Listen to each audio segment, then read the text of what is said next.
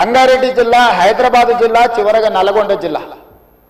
ఈరోజు శిక్ష అనుభవిస్తున్నది నల్గొండ జిల్లా ప్రజల అధ్యక్ష. లక్షలాది మంది నల్గొండ జిల్లా ప్రజలు మూసీ నది పరివాహక ప్రాంతంలో చివరగా ఉండడం వల్ల రంగారెడ్డి జిల్లా, హైదరాబాద్ జిల్లాలో నుంచి వచ్చిన మొత్తం మురికి, కలుషితం, మనుషుల శవాల నుంచి పశువుల కళేబరాల వరకు ఫార్మా కంపెనీలు వెదజల్లుతున్న విష కాలుష్యం నుంచి మూసీలో కలపడం వల్ల కింద వాళ్ళు జీవించలేని పరిస్థితి ఉంది. నల్గొండ జిల్లాకు భగవంతుడే శిక్ష విధించిండు అధ్యక్ష.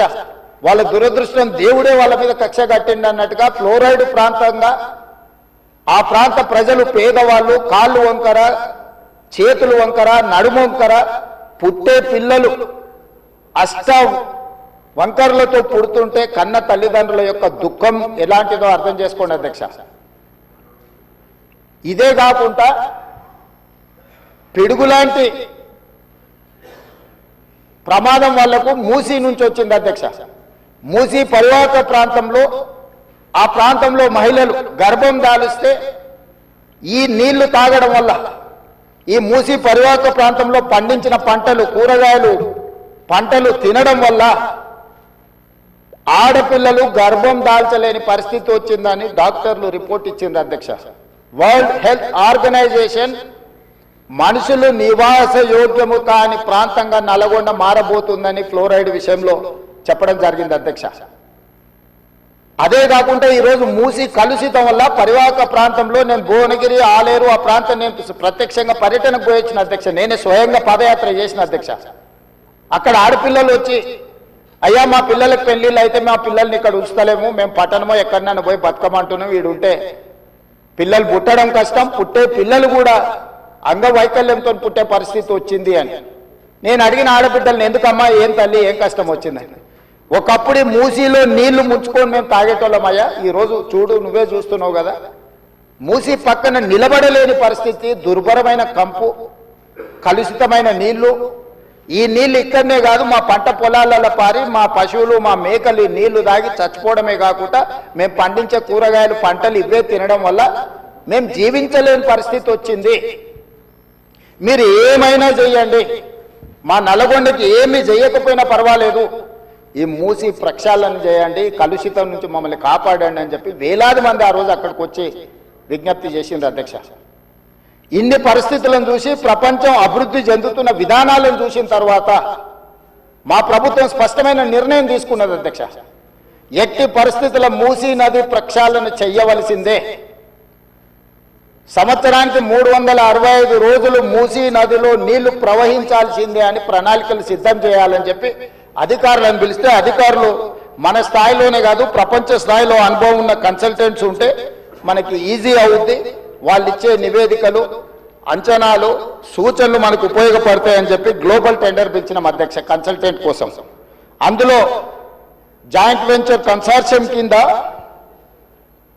మాన్హాట్ సింగపూర్ ప్రైవేట్ లిమిటెడ్, సింగపూర్కు సంబంధించిన సంస్థ, Cushman Wakefield private limited, Rios design studio, ఒకరు ప్రాజెక్టులు డిజైన్లలో, రెండవరు ఫైనాన్షియల్ కన్సల్టెంట్స్, ఒక ఆర్థికంగా ఏ రకంగా బ్యాంకుల నుంచి రుణాలు పొందాలి, ఏ రకంగా వ్యాపార కేంద్రాలను అభివృద్ధి చేయాలి, మూడవరు నీళ్లను ఏ విధంగా ఉపయోగించాలో ఈ ముగ్గురు కన్సార్షియం కింద ఏర్పడి ఈరోజు మూసీ రివర్ డెవలప్మెంట్ ఫ్రంట్ నుంచి మనం టెండర్లు పిలిచి ఈ కన్సల్టెంట్ని మనం అపాయింట్ చేసుకోవడం జరిగింది అధ్యక్ష. ఈ 3 వ్యాపార సంస్థలు కలిసి జాయింట్ వెంచర్ కింద ఈరోజు మనం మూసీ నది ప్రక్షాళన, మూసీ నది పునరుద్ధరణకు కన్సల్టెంట్గా ఉండి ఈరోజు నివేదికలు తయారు చేస్తున్నారు అధ్యక్ష. వాళ్ళు ఇచ్చిన ప్రాథమిక అంచనాలు, ప్రాథమిక నివేదికలు, ఫస్ట్ ఫేజ్ ఉస్మాన్ సాగర్ నుంచి బాపు ఘాట్, హిమాయత్ సాగర్ నుంచి బాపు ఘాట్, ఈ 2 ఇక్కడికి వచ్చి కలిసి బాపు ఘాట్ దగ్గర గాంధీ సరోవర్ మనం నిర్మించదలుచుకున్నాం అధ్యక్ష. ఇది 9.5 కిలోమీటర్లు ఉంది గండిపేట నుంచి బాపు ఘాట్ వరకు. హిమాయత్ సాగర్ నుంచి బాపు ఘాట్ వరకు 11.5 కిలోమీటర్లు ఉంది అధ్యక్ష దాదాపుగా. ఈ 2 కలిస్తే ఒక వి షేప్ లో అభివృద్ధి జరుగుతుంది. ఇది 21 కిలోమీటర్లు. గండిపేట పైన వికారాబాద్కి ఇంకా ప్రణాళికలు సిద్ధమవుతున్నాయి అధ్యక్ష. వీటికి నీళ్ల కోసము గోదావరి జలాలను 20 టీఎంసీలను తరలించాలి. 20 టీఎంసీలు తీసుకొచ్చి 15 టీఎంసీలు హైదరాబాద్ నగర దాహార్తిని తీర్చాలి.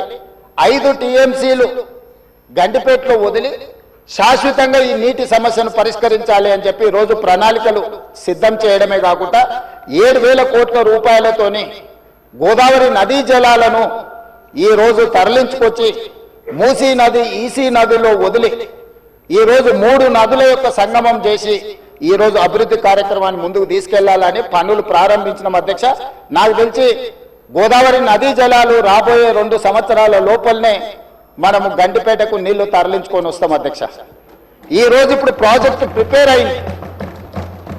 నెక్స్ట్ 3 months లో 31 మార్చ్ లోపల గండిపేట నుంచి గాంధీ సరోవర్ వరకు, హిమాయత్ సాగర్ నుంచి గాంధీ సరోవర్ వరకు 21 కిలోమీటర్లు కూడా మార్చి 31 లోపల అంచనాలు సిద్ధం చేసి టెండర్లను చేసి first phase of Musi river development front అభివృద్ధి కార్యక్రమాలను ముందుకు తీసుకెళ్లాలనుకున్నాం. ఈ ఫస్ట్ ఫేజ్కి ఏడీబీ బ్యాంకు 4,100 కోట్ల రూపాయలు మనకు రుణం ఇస్తాం. ఈ ప్రాజెక్టులో విషయం ఉన్నది, ఈ ప్రాజెక్ట్ అవసరం ఉన్నది, అభివృద్ధి చేయడానికి మేము బ్యాంకు రుణాలు ఇస్తామని దీనికి సంబంధించి కేంద్ర ప్రభుత్వం కూడా మనకు అనుమతులు ఇచ్చింది.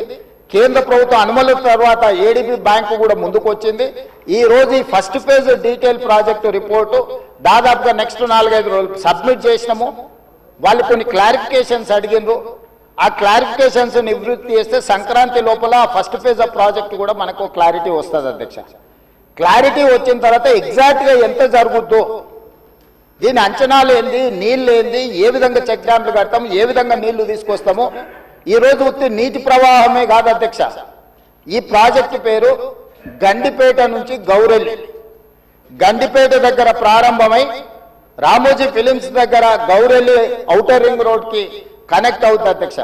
ఇది 55 కిలోమీటర్లు అధ్యక్ష. ఈ 55 కిలోమీటర్లు కూడా ఎలివేటెడ్ కారిడార్. ఈ రోజు ఔటర్ రింగ్ రోడ్ 160 కిలోమీటర్లు ఉంది. మధ్యలో నుంచి మధ్యలోకి పోవాలంటే 80 కిలోమీటర్లు ప్రయాణం చేయాలి. కానీ అదే గండిపేట నుంచి గౌరెల్లి వరకు మీరు ఎలివేటెడ్ కారిడార్ వేస్తే 55 కిలోమీటర్లలోనే మనం ఇక్కడ నుంచి అక్కడికి ప్రయాణం చేయడానికి అవకాశం ఉంది అధ్యక్ష.